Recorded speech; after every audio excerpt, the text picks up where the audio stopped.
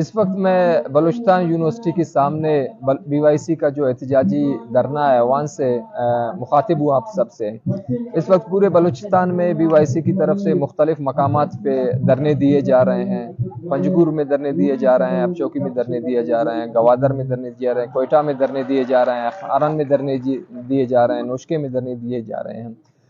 کچھ لوگ جو ہے منفی پروپیگنڈا کر رہے ہیں کہ دھرنے ختم ہو چکے ہیں، تو میں آپ سب کو وضاحت دیتا چلوں کہ یہ دھرنے ابھی تک جاری ہیں اور دھرنے اس وقت تک جاری رہیں گے جب تک ہمارے تمام تر مطالبات جو ہیں منظور نہیں ہوتے ہیں۔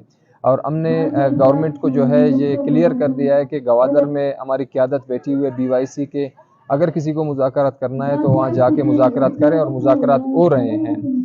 اس کے علاوہ کل کوئٹہ میں ایک ریلی نکالی جائے گی جو ڈگری کالج کوئٹہ سے شروع ہو کے بلوچستان یونیورسٹی کے سامنے اختتام پذیر ہوگی۔ اور دوسرا ہمارا پروگرام ہوگا راجی مچھی کے جو شہداء ہیں ان سب کو خراج عقیدت پیش کرنے کے لیے کل شمعیں روشن کی جائیں گی بلوچستان یونیورسٹی کے سامنے۔ تو ریلی کا ٹائمنگ جو ہے وہ 5 بجے ہے، کل 5 بجے ڈگری کالج کے سامنے سے ہماری ریلی نکالی جائے گی۔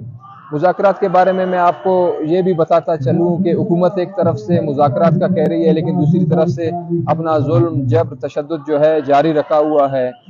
اس کی مثال آپ کو دالبندین میں ملتی ہے، جہاں سے 40 لوگوں کو کل گرفتار کیا گیا ہے اور ان کو غیر قانونی گرفتار کر کے جو ہے جیلوں میں بند کیا گیا ہے۔ اگر حکومت سیریس ہے، مذاکرات کرنا چاہتی ہے تو اس کو سیریس ہونا پڑے گا، سنجیدہ ہونا پڑے گا اور ان معاملات کے بارے میں سوچنا پڑے گا۔